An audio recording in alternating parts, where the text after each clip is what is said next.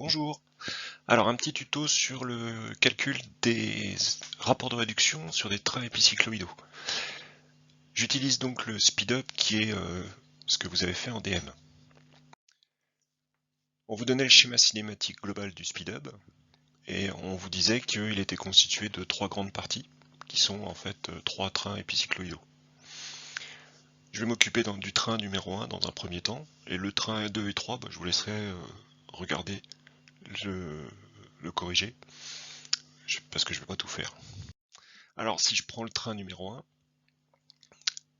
c'est un train épicycloïdal parce que je sais que j'ai un des pignons, je vois que j'ai un des pignons dont l'axe de rotation n'est pas lié au bâti. Alors à partir de là, on va identifier qui sont les planétaires. Donc les planétaires, c'est des pièces qui sont liées au bâti, en liaison pivot par rapport au bâti, et qui ont des pignons. Donc ici, je vois assez facilement que les pièces 1, 3 et 5 sont bien liées au bâti, pivot par rapport au bâti, et qu'en plus de ça, dessus j'ai des pignons, avec les noms Z1, Z3, Z5, je vois bien que j'ai des dents. Ensuite, j'ai un autre pignon qui est la pièce 2.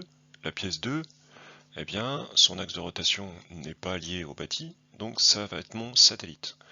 Et puis cette pièce 2 est en liaison pivot par rapport à la pièce 4, qui elle-même est en liaison par rapport au bâti, c'est donc mon porte-satellite. Je vois, dans ce que je viens de faire, je vois que j'ai trois planétaires et j'en ai un de trop. Donc forcément, en fait ici, je vais pouvoir constituer à partir de là, en fait, trois raisons basiques. Mais je vais m'en occuper que deux, je vais suivre ce qu'on me dit dans l'énoncé. Alors, dans l'énoncé, on me dit, donc dans un premier temps, 5 n'intervient pas. On l'enlève. Voilà mon schéma cinématique sur la pièce 5. J'ai identifié mes planétaires, j'ai identifié mon porte-satellite, j'ai identifié mon satellite, donc je vais pouvoir appliquer ma formule. Attention, dans la formule, j'ai planétaire 1 moins porte-satellite, sur planétaire 2 moins porte-satellite, à vous de faire un choix. Donc vous avez le choix entre faire oméga 1 moins oméga 4 sur oméga 3 moins oméga 4, ou alors vous pouvez faire l'inverse, c'est-à-dire oméga 3 moins oméga 4 sur oméga 1 moins oméga 4. C'est vous qui faites le choix. Les deux sont valables, mais par contre il faut dire à quelle vitesse correspond le lambda que vous écrivez. Sinon on ne va pas suivre. Alors à partir de là, je vais déterminer n. Le n, c'est le nombre de contacts extérieurs. Comment j'identifie un contact extérieur par rapport à un contact intérieur? Ça se voit. En fait, il y a une méthode, vous pouvez faire comme ça si vous voulez. C'est-à-dire que vous pouvez dire que, voilà, ici je prends la pièce 2, la pièce 2, j'ai son axe de rotation qui est en haut, j'ai l'axe de rotation de la pièce 3 qui est en bas. Je vois que le contact entre la pièce 2 et la pièce 3, il est à l'intérieur des axes de rotation, il est entre les axes de rotation, donc contact extérieur. C'est un petit peu un raisonnement par l'absurde. Par contre, si je prends le contact entre 1 et 2, eh bien les axes de rotation, donc la pièce, c'est les mêmes, vous voyez, l'axe de rotation de 2 c'est le violet, l'axe de rotation de 1 c'est la pièce, c'est le bâti noir. Le contact, il est pas entre les deux axes de rotation, il est à l'extérieur des deux axes de rotation, donc contact intérieur. Ouais, je sais pas si ça vous aide, c'est un petit raisonnement, en fait on prend l'inverse de là où est le contact par rapport aux axes de rotation. Donc ici j'ai un contact extérieur, un contact intérieur, n égale 1. Ensuite, je pose ma formule, donc je vais prendre le premier, moi. Je vais partir du bas, et je vais dire en bas on a oméga 3. Si en bas on a oméga 3, dans ma tête je me dis ok, je rentre, je fais tourner la pièce 3. Si je fais tourner la pièce 3, elle fait tourner la pièce 2, et je vais avoir le pignon qui a Z3 dents, qui entraîne en rotation le pignon qui a Z2.1 dents. Donc, Z3 sur Z2. Une fois que j'ai fait ça, la pièce 3 fait tourner la pièce 2, maintenant c'est la pièce 2 qui tourne. Oui, j'ai avancé d'une pièce. La pièce 2, elle tourne, elle entraîne en rotation la pièce 1. Elle entraîne en rotation la pièce 1, et le pignon Z2.1 entraîne en rotation le pignon Z1. Donc, Z2.1 sur Z1. Voilà. Ici, ça se simplifie, et on obtient qu'on a du moins Z3 sur Z1. Bien sûr, si vous aviez pris l'autre définition, c'est-à-dire si vous aviez écrit au départ oméga 3 moins oméga 4 sur oméga 1 moins oméga 4, vous auriez trouvé moins Z1 sur Z3. Voilà, ça c'est quand on a 5 qui n'intervient pas. Maintenant, je vais m'occuper du deuxième, c'est-à-dire dans le cas où 3 n'intervient pas. Et bien je recommence. Alors, je vous conseille en fait d'arrêter la vidéo là, et puis d'essayer de le faire tout seul, et puis de vérifier derrière si ça marche ou pas. Donc si 3 n'intervient pas, pareil, je vais pouvoir prendre mon lambda. Donc là, je fais un choix. Alors moi, je vais choisir que c'était oméga 1 moins oméga 4 sur oméga 5 moins oméga 4. Et puis je refais toujours le même principe. Ici, n, il vaut toujours 1. Extérieur entre 5 et 2, intérieur entre 2 et 1. Je reprends ma formule et je suis reparti. Oméga 5, il entraîne en rotation la pièce 2, et c'est Z5 qui engraine sur Z de 2, donc Z5 sur Z de 2. Maintenant, c'est la pièce 2 qui tourne. La pièce 2 tournant, on a Z de 1 qui entraîne en rotation Z1. Donc, Z de 1 sur Z1. Et c'est des multiplications à chaque fois. Voilà, j'ai fini. J'ai trouvé lambda 1, 2, c'est Z5, Z de 1 sur Z de 2, Z1. Voilà, donc à partir de là, pour les autres lambda, sur les autres trains, il faut les refaire exactement la même chose. Je vous laisse regarder le corriger. Maintenant, je vais m'occuper des vitesses.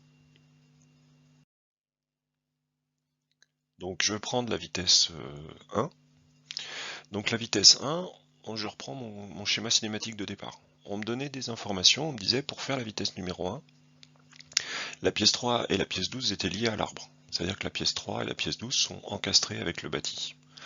La pièce 8 était liée à la pièce 9, c'est-à-dire que c'est la même pièce. En fait, quand on dit lié, en fait, c'est que c'est la même pièce.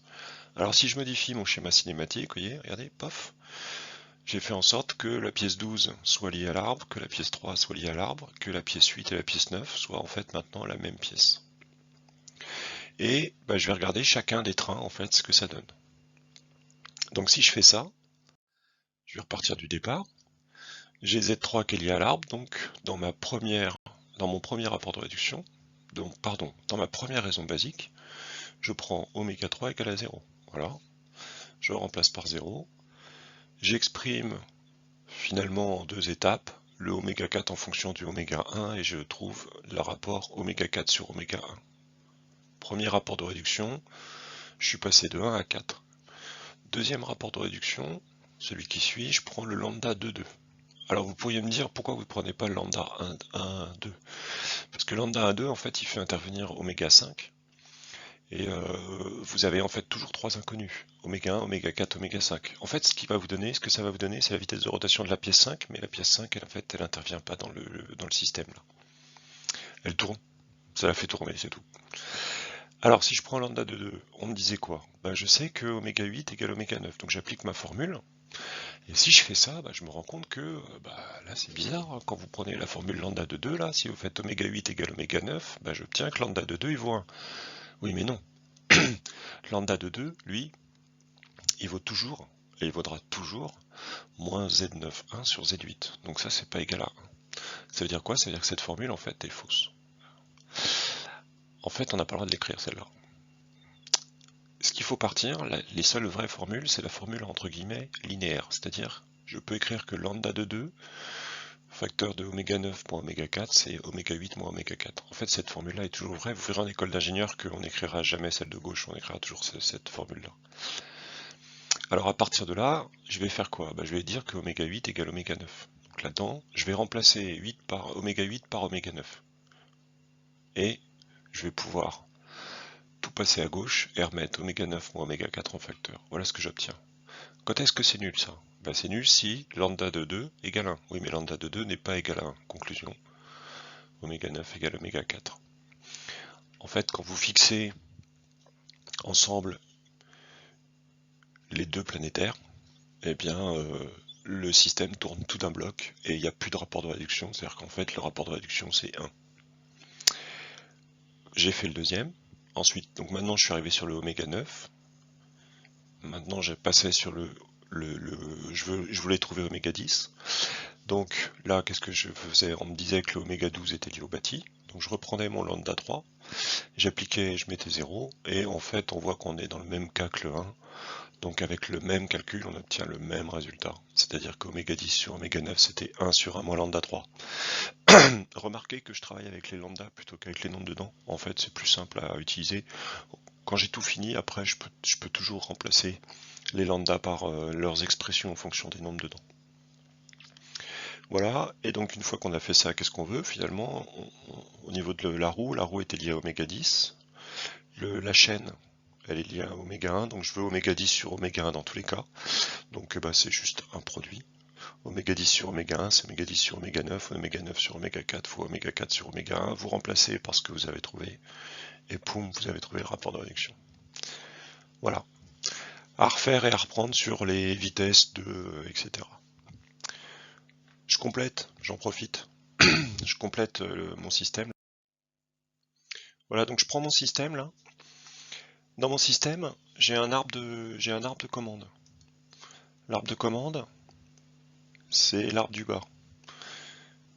Sur cet arbre de commande, donc cet arbre de commande, en fait, vous allez pouvoir le faire tourner grâce à la commande que vous avez au niveau du guidon. Vous avez sur ce système des tétons, des patins. Donc j'en ai en haut, en bas, et en fait il y en a d'autres qui sont pas représentés. Il y a un autre téton en bas qui est pas représenté. En fait, qui est plutôt même de l'autre côté, qui est plutôt de ce côté-là, mais en dessous. Donc il est pas représenté. Ce qu'il faut comprendre, c'est que ces tétons et ces patins ne tournent pas avec l'arbre. Ils sont en fait fixes. Donc les tétons sont fixés par rapport au crabeau. Donc j'ai 3 crabauds, il y a 3 tétons. Donc ils vont pouvoir, vous verrez tout à l'heure, faire translater les crabauds. Et puis les patins, en fait, eux, ils sont bloqués dans un cylindre qui lui encore est fixe par rapport au bâti. Ils tournent pas non plus. Et ce patin, ce cylindre, il va pouvoir ce patin, il va pouvoir en fait monter et descendre. Alors comment il fait pour monter et descendre? Si vous regardez comment est fait l'arbre, en fait, au niveau des patins, de temps en temps c'est cylindrique. Donc quand c'est cylindrique, le patin il est en haut, et puis de temps en temps ils ont fait des trous, ce qu'on appelle des méplats. Et donc quand il y a un méplat, en fait le patin il peut redescendre par rapport à l'arbre. Donc ce qu'on va faire, c'est qu'on va faire ça, on va faire monter et descendre les patins pour aller venir fixer les crabauds et les engrenages. Par exemple, sur la vitesse numéro 1, donc ce qu'on a, c'est que ici, celui-là correspond à la pièce 1. Ici, en fait, ça correspond à l'arbre numéro 3. Donc on voit que le patin rouge, il est ressorti, et donc il empêche le pignon 3 de tourner. C'est pour ça qu'il est lié au bâti. Et donc ça vous permet de faire le premier rapport de réduction. Alors on a pareil, au niveau du lien en fait entre la pièce 8 et la pièce 9, elle est réalisée avec le crabeau qui est déplacé en fait vers la droite ou vers la gauche. Alors après je vais vous montrer comment ça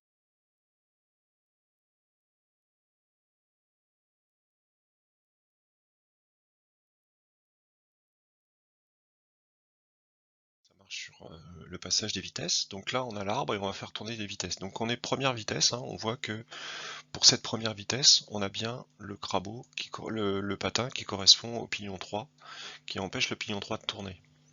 Si j'avance dans les vitesses, donc j'ai la vitesse numéro 1, pomme, la vitesse numéro 2, je vais faire une petite pause. Donc en vitesse numéro 2, vous voyez que le patin 3, lui, il a pu re-rentrer, il a pu redescendre. Par contre, la forme de l'arbre fait que le patin correspondant au pignon 5, lui, il est sorti. Voilà, donc à partir de là, comme il est sorti, maintenant j'empêche la pièce 5 de tourner. C'est ce qu'on disait dans le système, tiens, la pièce 5, elle est liée à l'arbre. Et puis maintenant, on va regarder un peu les crabauds, comment ça fonctionne. Donc faut regarder en haut, faut regarder sur la partie supérieure là, et vous regardez en bas. Hop, toc, et ça a bougé. Alors pourquoi ça, hop, ça rebouge. Pourquoi ça rebouge? Ça c'est lié à la pièce. Ça c'est lié à la pièce, donc à l'arbre. Si vous regardez sur l'arbre, voilà, je vais faire une petite pause là. Donc si vous regardez sur l'arbre en fait, vous avez un chemin. On appelle ça en fait une came. Donc il fait ça et puis il revient à l'intérieur. Donc il y a des trous et il n'y a pas de trous. Alors bien sûr, dans le système, il y a des ressorts, hein, pour faire en sorte que ça suive que ça suive la cam. Donc voilà. Et on a la même chose de l'autre côté. On a la même chose ici pour ce pignon là. Donc là, quand je tourne, hein, là on recommence. Allez, je recommence une fois. Ça dure pas trop longtemps. Donc à chaque fois, on a les pièces, les patins qui sortent. Et quand je tourne, et là, hop, toujours troisième vitesse. Donc là, les deux sont fixés là. Hop, là, le crabeau il rentre. Quand le crabeau il rentre, il entraîne en rotation. On voit que sur l'extérieur là, si vous regardez le patin, le pignon, le téton numéro 3 là, en fait il bouge jamais. Enfin il bouge jamais, il bouge pratiquement jamais. Ce qu'il faut comprendre en fait, c'est qu'il y en a un deuxième de l'autre côté, parce que vous voyez que lui il bouge en fait. Donc il manque le téton qui fait bouger celui-là. Et si vous regardez, si je continue là, si je continue à tourner là, là il continue, hop, on a fait 6 vitesses. Si je continue à tourner, en fait, le truc qui est là, il va passer dans le système, il va passer dans le trou là, et hop, il va passer de l'autre côté. Donc ce qui fait que pour toutes les autres vitesses, donc pour les 6 premières vitesses, lui, il n'a pas bougé. Ce crabeau là, il n'a pas bougé. Et pour les 6 suivantes, il va se déplacer par là. Et il va faire tourner les pièces suivantes. Voilà. Ingénieux petit système, c'est quand même balèze, hein, comme ce genre de truc. Voilà, bah, j'espère que ça vous aura aidé pour la suite. Bon courage.